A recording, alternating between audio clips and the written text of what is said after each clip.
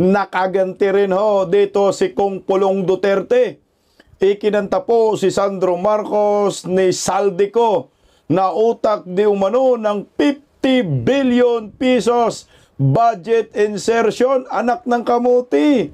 Ito na, nagkakatotoo na nga ho, nagkuraborit na yung mga pasabog ni Chavit Singson. At ngayon, pasabog naman ni Saldico. Baon na baon talaga itong mag-ama, anak ng kagwang.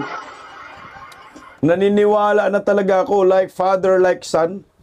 Like, tingnan mo, si Makoy Senior at si Makoy Junior, Marcos Junior, ayan, tatakawatan. O, ayan, pareho lang. O, ito naman, Marcos Junior at si Sandro, kawatan din. Kinamina naman talaga naman. Oh, umay gulay, ang malas naman ng Pilipino. Nagkaroon tayo ng pamilyang ganito, naging leader pa ng ating bansa. Pamilyang mga magnanakaw. Hoy, tigil nyo na yan. Kawawa ng mga Pilipino. Diyos ko, yung mga naghanap buhay araw-araw na lumalaban ng patas. Araw-araw nagbalat ng bato, gumigising. Babalat ng bato. Nasa isip ko kasi si Bungit, bato. Araw-araw nagbabalat ng boto. Alis ng bahay, madilim. Uwi ng bahay, madilim pa rin. Dahil po sa kanilang hanap buhay, ayaw malit kasi traffic. Pero anak ng kagwang, itong mga nasa gobyerno, itong mag-amang Marcos, mga salot ho talaga itong mga animal. Ayan, naglilimas sa kaba ng bayan. Merese! Inansyawan po ito ni Kong Pulong Duterte dahil nga, di ba si Pulong, binabanata nila ng black propaganda na 51 billion daw ang sa flood control at mga proyekto. Oh, ang resulta, kayo pala ang magnanakaw. Si Kong Pulong may resibo, si Sandro, puro impacto. Walang ang puste siguro eh. Nahabol daw ngayon, sabi ni Chavit eh. Vice President Inday Sara Duterte humarap sa media press conference at ayon sa kanya, handa daw umano siya maging susunod na Pangulo ng Republika ng Pilipinas kung sakali si BBM ay mag-resign. Kung sakaling mag-resign na, wala pong sinabi si Vice President Inday Sara, bumaba ka na sa pwesto, boboem. Wala kang kwenta. So, ito yung bago ngayon. So, yung pinaka-highlights na dito sa part 2 ay si Sandro Marcos ay merong budget insertion. So, hindi lang si Bongbong Marcos ang may budget insertion, Saldico, pati si Sandro. So, nagiging family incorporated na nga ho ang pagnanakaw sa kaba ng bayan. Sila po magpapamilya, magtito, magpinsan. Tama nga ho yung sinasabi ni Bayani Agbayani, pitos pa lang siya ay kilala na po natin kung sino ang magnanakaw. Tatay nila, lolo nila, sila, mga magnanakaw na ho sila, isang apelyido lang ho, Marcos yan. Yan ang katotohanan, may kukontra pa ba? Kukontra kayo mga bubonistang tanganista? Putang tanga talaga ho ninyo. Ayan na nga ho, ito na ho nangyayari sa ating bayan. Marcos family, nagpapahirap sa bansang ito, nilulubog ang mga Pilipino, nakaw dito, nakaw doon. At kung magtataka ka dito, no, alam mo ito ha, bago natin i-play, baka si si Lisa Marcos meron ding insertion, no? Utsa, no? Ang tindi na ho talaga ng mga hinayupak na ito, ang hahalang na talaga ng mga bituka.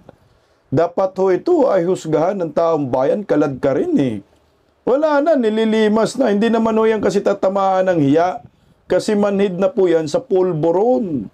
Hindi talaga ho yan, hindi ho talaga yan mahiya. Ang takin ho, pagkaupo pa lang, nangungulimbat na agad eh. Yun kasi ang kanilang bloodline.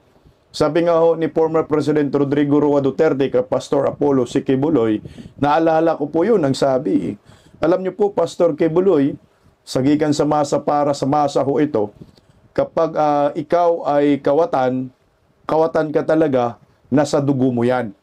So itong mga Marcos, nasa dugo ang pagkakawatan, so talagang kawatan talaga ang lahi nila, kaya limas ang kaba ng bayan. So ito na ho, part 2 ni Saldico.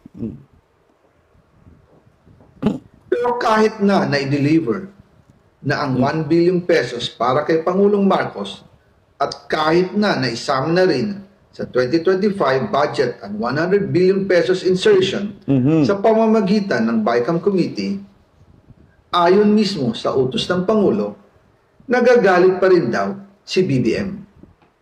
Okay, stop muna tayo doon para medyo malinaw at mag-guided tayo, no? Kasi ito ay continuous sa part 1 niya kagahapon. Yung 100 billion pala na insertion, tingnan mo nasa BICAM. Nasa BICAM, hindi wala sa National Expenditure Program. So, tingnan natin mamaya dito kay Sandro kung saan din nanggagaling yung insertion. So, nasa BICAM mo. Bakit sa BICAM? Dahil nga, pag nasa National Expenditure Program yung insertion, subject for scrutiny ng maraming mga kongresista at naka-public hearing po yan. So, malalaman mo na ito ay insertion. So, ngayon, itong 100 billion na insertion ni Bongbong Marcos na nagalit pa nga daw dahil 100 billion pa po, hindi pa nakontinto ang animal na kawatan. No? Sa BICAM.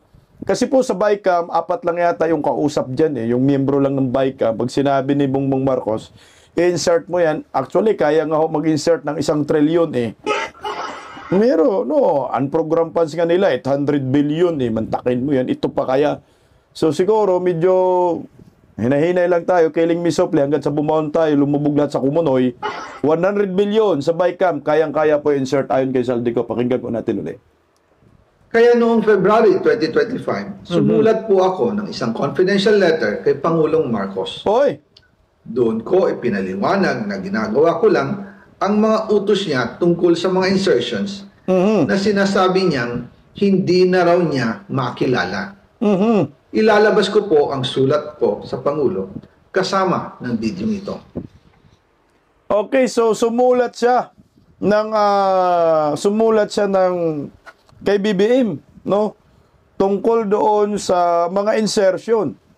So yung later kasi, itong video na to, hindi lumabas, baka sa part 3. Teka lang, check ko muna yung yung FB page ni Saldico, baka na-post na rin Yung sulat daw niya, no? Sumulat siya kay BBM, so wala pa. So wala pa yung sinasabi niya na sulat. So malamang sa part 3, ilalabas niya yung sulat niya liham para kay Bongbong Marcos patungkol sa mga insertion.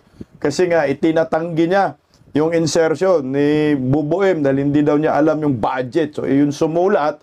So yun magandang malalaman sa part 3. Okay, pakinggan natin muli. Si Yusek Jojo Cadiz ang nag-ayos ng aming meeting noong March 2025 sa 1201 Aguado Street, tapat ng Malacanang, Gate 4. Pero okay, stop muna tayo para mas maganda ang usapin natin. Aguada Street, doon daw, no? Doon ang pinaka-meeting place nila. Tapat lang na Malacanang. I think mga 5 minutes lang po ito. Diyan sa Aguada. May mansion po yan, di ba? Nila ni Romualdez, walking distance lang dyan sa Malacanang. Bakit po nag-stop tayo dyan? Dahil ito na po yung sinabi ni Orly Gutisa. Nag-corroborate na naman. Maraming bisis na. Nag-corroborate si Orly Gutisa at itong si Saldico. Ang sabi ni Orly Gutisa na ngayon, na ayon kay Mike Defensor, ay hawak na po si Orly Gutisa ng gobyerno at pinapatahimik at pinaparikan at pinapabago yung statement doon sa Senate Blue Ribbon Committee. Kaso ang problema ngayon, medyo lumalakas na ngayon ang testimonya ni Orly Gutisa at yan na nga ang pinagbabasihan ng gobyerno ngayon na sampa ng kaso itong si Martin Romualdez at Saldico ng plunder. 3 po yun plunder, indirect bribery at anti-graft and corruption. So 3 ang binasihan nila kay Orly Gutisa. So ngayon, kung pinagbabasihan nila yung kay Orly Gutisa, so totoo po ito. Sinabi rin ni Saldico, sabi ni si Orly Gutisa nakaraan, ay nag-deliver di umano sila ng pera na malita-malita dyan sa Aguada. Residence, ito po ay residence ni Martin Romualdez na malapit po sa Malacanang na pwedeng walking distance. Ang sabi nga ni Atty. Harry Roque, noong kapanahonan daw ng kanyang ama na si Ferdinand Marcos Sr., ay meron daw parang underground dyan na papunta po, passage, papunta po doon sa Malacanang ho mismo. Ayon po kay Atty. Harry Roque na ginago rin ho ng gobyernong Marcos. Tuloy po natin. Oh. Pero sa halip na kumalma ang Pangulo, lalo lang siyang nagalit. Oy! Sa halip na itanggi o linawin niya ang tungkol sa 100 billion insertion, pinagsabihan niya kami ni dating Speaker Romualdez at sa akin mismo, diretsahan niyang sinabi, "Huwag mo akong pigilan sa mga insertions ko. Huwag ka nang makialam sa budget." Okay, ito ngayon, no, mas maganda yung sinabi niya ngayon dahil direkta ha, kasi sabi kasi ni Toby Tiangco, puro ka lang sabi, Saldico, sabi ni ano. So ito ngayon, direkta na ho na encounter ni Saldico na pinagalitan ho siya ni Bongbong Marcos. So nung una, yung kagahapon, ang kanyang statement, pasabog, ay si Martin Romualdez pinapagalitan ni Bongbong Marcos at nagsasabi si Martin Romualdez kay Saldico. Kaya naman si Saldico naman ngayon ang binabraso ni Martin Romualdez. So ito ngayon, personal na sa Aguada residence na siguro ito, personal na encounter ni Saldico na pinagalitan siya ni Bongbong Marcos sa 100 billion insertion. Kulang yata daw, kulang. Kulang daw, kaya gawin natin 500. Kita mo yung mga insertion, mayroong mga 3 billion deliveries, di ba? Ito, 100 billion insertion, baka gusto siguro 1 trillion Saldico. Tuloy. Dahil sa mga binitawang salita sa akin ni BBM, naging malinaw sa akin na siya mismo ang nag-utos kila Secretary Mina Pangandaman at Yusek Adrian Bersamin na ipasok ang 100 billion pesos worth of projects. Okay. So kasi nung nakaraan sabi ni Saldico, may kausap ko yung si mga Yusek, si Bersamin, at saka yung si Amina Pangandaman, yun lang yung mga nag-i-instruct sa kanya at si Martin Romualdez. So siyempre mga matataas yan sa kanya, lalo na si Martin Romualdez, yun yung mga kausap niya.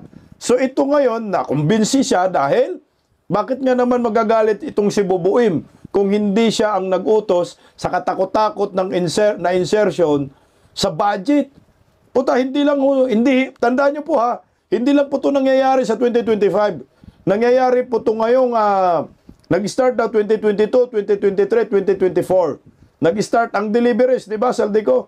So, diyan po, pag-upo pa lang ni Bongbong Marcos, nag-start na po ang kickback at nag-start na po yung paglilima sa kaban ng bayan. So, ito, medyo malinaw na dahil na-encounter na mismo ni Saldico si buwit na animal, hayok na hayok sa pulburon.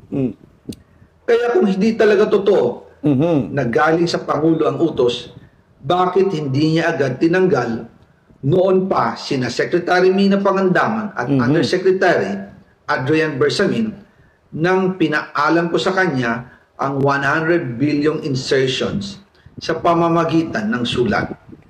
Okay. So yung sulat na sinasabi ni Saldico, ito po yung laman pala.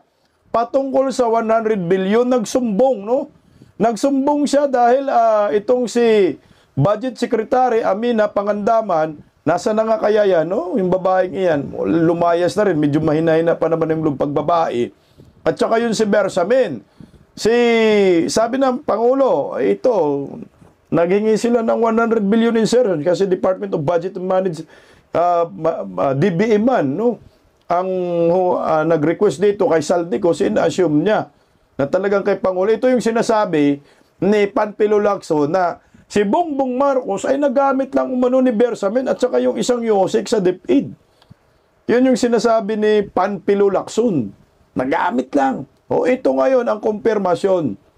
Hindi nagalit, hindi tinanggal ni Bongbong Marcos yung si Bersamin at si Amina Pangandaman ng DBM na ngayon nag-resign na nga ho, siguro nakonsensya na at natumbok na kasi sila. Hindi naman daw nagalit si Bubuim at hindi tinanggal sa kanilang mga pwesto. So, kumpirmado.